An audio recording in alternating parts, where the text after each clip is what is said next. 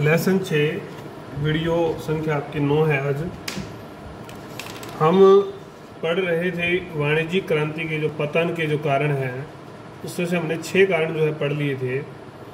आज हम 7वां कारण देखेंगे। 7वां जो कारण था वो था औद्योगिक पूंजीपति वर्ग का उदय। इस औद्योगिक पूंजीपति वर्ग के उदय ने कैसे जो है वाणिज्यिक क्रांति को जो है समाप्त किया, वाणिज्यिक प्रभाव को समाप्त किया।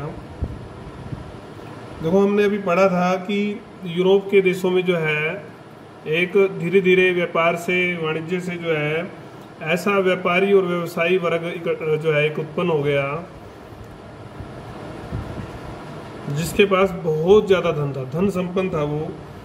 और दूसरी ओर जो है धन तो था ही, दूसरी ओर जनसंख्या वृद्धि और उपनिवेशों के वृद्धि के कारण से जो है वस्तुओं की जो मांग है वो बढ़ रही थी।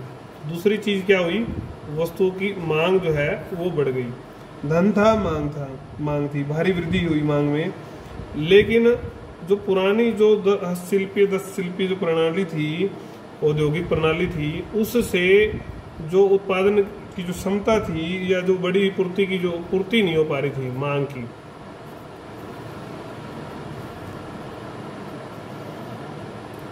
तो इस संपन्न व्यापारी व्यवसायी वर्ग ने जो है कुछ प्रयास किए उत्पादन बढ़ाने के।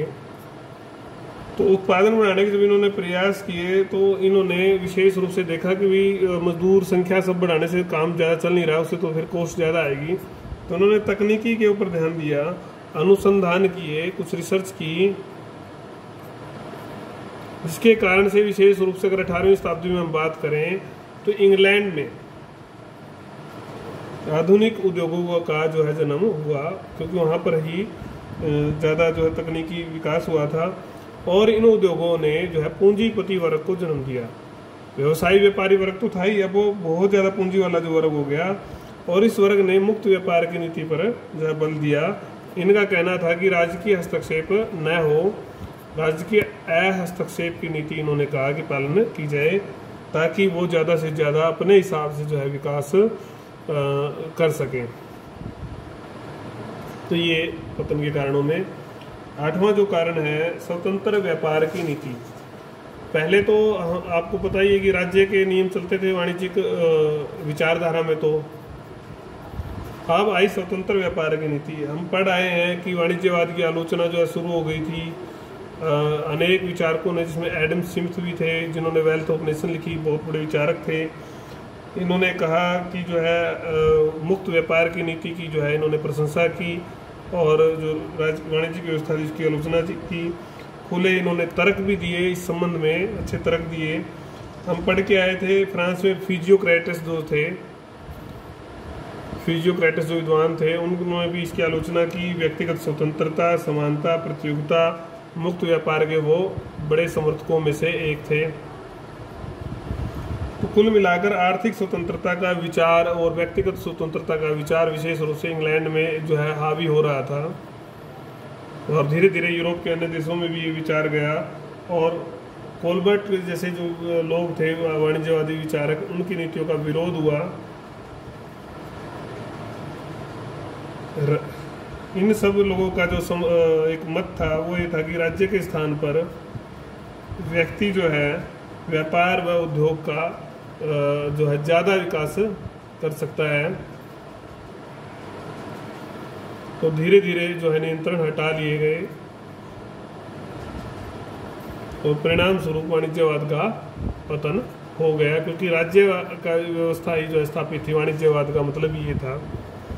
वाणिज्यवाद का फिर भी जो है आलोचना की हमने, पतन के कारण पड़े, फिर भी इसका प्रभाव और महत्व था समाज के ऊपर उस समय के। तो वो क्या था, क्योंकि देखो इसने अर्थव्यवस्था के विकास में उस समय की जो परिस्थितियां थी, अंतर्राष्ट्रीय व्यापार था, विकसित अर्थव्यवस्था, बहुत सारे पक्षों को इसने प्रभावित किया। ये तो हम समझ चुके हैं, अभी तक हमने जो पढ़ाई की है।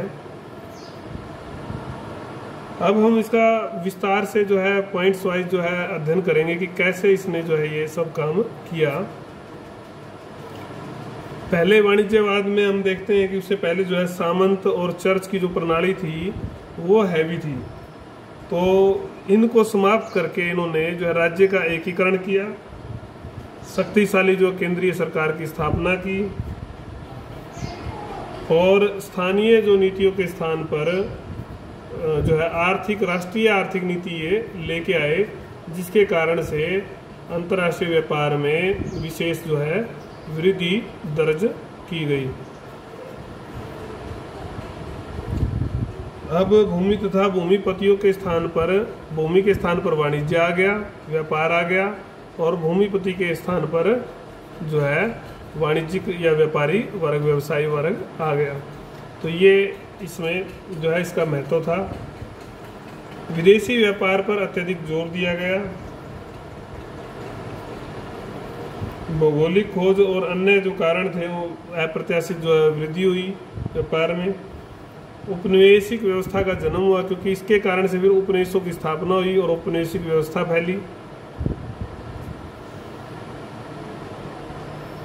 साथ ही अगर तीसरा बिंदु हम ये पढ़ आए हैं, यूरोपीय सभ्यता का जब उपनिवेश इन्होंने बनाए तो यूरोपीय सभ्यता का, उनकी संस्कृति का, भाषा का भी जो है, धर्म का, ईसाइयत का जो है प्रसार इन उपनिवेशों में हुआ।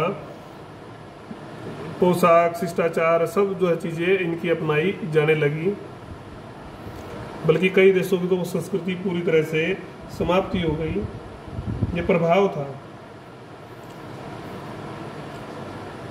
अब पहले तो खाद्य सामग्री मिलती थी और वो भी जरूरत की ही जो आवश्यक सामग्री ही मिल पाती थी, लेकिन अब उसके साथ साथ विलासिता की जो वस्तुएं वो भी मिलनी शुरू हो गई पर्याप्त मात्रा में।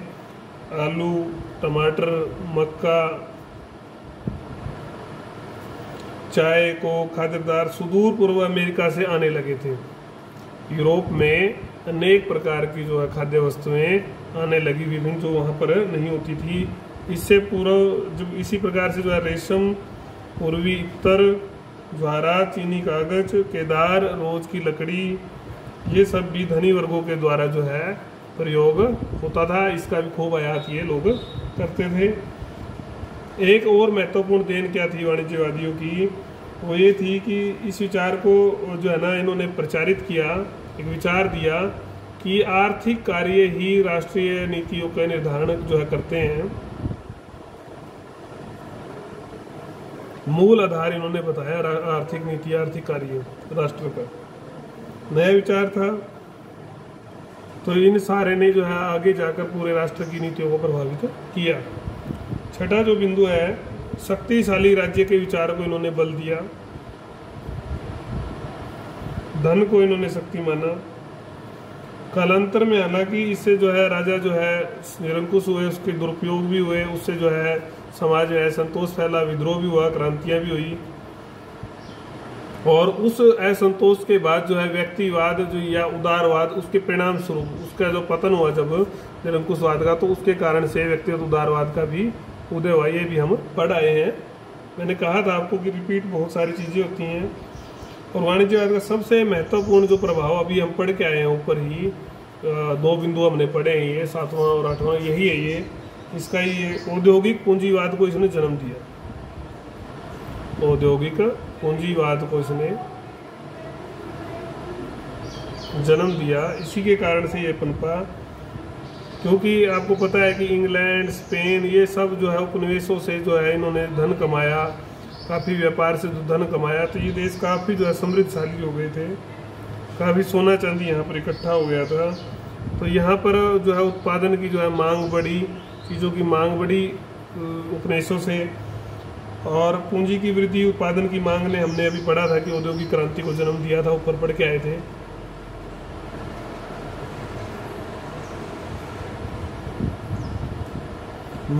मोरिस डाब क्या कहते हैं, ने वाणिज्यवाद को प्रारंभिक धन संग्रह के काल की एक आर्थिक नीति बताया जिसने औद्योगिक पूंजीवाद को लाने में अहम भूमिका निभाई। किसने कहा? मोरिस डॉब। तो संक्षेप में ये कहा जाता है कि पूंजीवाद के उदय में जो है वाणिज्यवाद प्रमुख जो है कारक था। यूरोप में पूंजी संग्रह का काल था और 18वीं-19वीं शताब्दी में होने वाली जो औद्योगिक क्रांति में इसका महत्वपूर्ण योगदान था। औद्योगिक पूंजीवाद का फिर उदय होता है। ये इस प्रकार से हमारा लेसन यहाँ पर समाप्त हो जाता है। तो इस लेसन में, इस वीडियो में हमने दो चीज़ें पढ़ी। एक तो बचे हुए दो जो है औद्योगिक पतन के कारण पड़े, वाणिज्यवाद के पतन के कारण औद्योगिक पूंजीपति वर्ग का उदय। हमने पढ़ा था कि धनी व्यापारी व्यवसायी जो वर्ग जो उभरा, उनके पास बहुत ज़्यादा धन हो गया था। दूसरी ओर उपनिवेशों से वस्तुओं की मांग बढ़ गई थी। इन दोनों फैक्टर ने होने के कारण से जब उद्योगपतियों को लगा कि पुरानी तकनीक जो है ये नहीं कर पा रही, तो उन्होंने नई तकनीक और अनुसंधान किए और इसके परिणाम काफ़ी खोजे वहाँ पर, इंग्लैंड में विशेषकर। तो वहाँ पर उद्योगों का विस्तार हुआ, पूंजीपति वर्ग ने इसमें भूमिका निभाई, मुक्त व्यापार पर बल दिया गया और इस सारे से एक नए वर्ग को एक नई दिशा मिली। स्वतंत्र व्यापार की नीति शुरू में आलोचना तो देखो शुरू हो ही गई थी। वाणिज्यवाद की एडम स्मिथ के बारे में पढ़ के आए थे, फिजियोक्रेट्स के बारे में इन्होंने अपने तर्क दिए। ये मुक्त व्यापार के स्वतंत्रता के समर्थक थे। इंग्लैंड जो है इस सारे में फिर हावी हो गया। कोलबर्ट का जो नीतियाँ थी, फ्रांस के जो मंत्री थे जिन्होंने काफ़ी वाणिज्यवाद के जो घोर समर्थक थे, उनकी सब नीतियों का जो है आलोचना हुई। राज्य के स्थान पर जो है ये माना गया कि व्यक्ति जो है ज़्यादा से ज़्यादा जो है विकास जो कर सकता है। उद्योग और व्यापार का नियंत्रण हटा लिए गए और इस तरह से वाणिज्यवाद का पतन अवश्यंभावी हो गया था। ये हमने एक चीज़ तो ये पढ़ी, दो कारण जो थे पतन के। फिर हमने पढ़ा प्रभाव और महत्व। ये चीज़ें हमने कुल मिलाकर रिपीट की हैं, पहली वाली ही चीज़ें हैं, ठीक है। सामंत शर्त समाप्त हो गए, भूमिपति वर्ग की जगह व्यापारी वर्ग आ गया, विदेशी व्यापार पर जोर दिया गया, उपनिवेश स्थापन हो गए, यूरोपीय सभ्यता का प्रसार हो गया।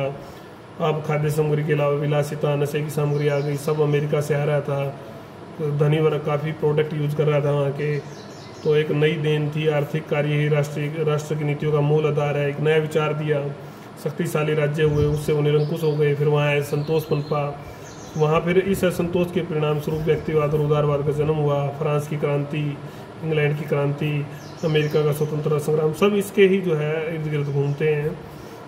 प्रभाव में जो प्रमुख जो एक प्रभाव था वो था औद्योगिक पूंजीवाद का जन्म। तो ये सब हमने पढ़ लिया है इस वीडियो में अच्छे से। आप इस सारे पार्ट को अच्छे से समझ लेंगे।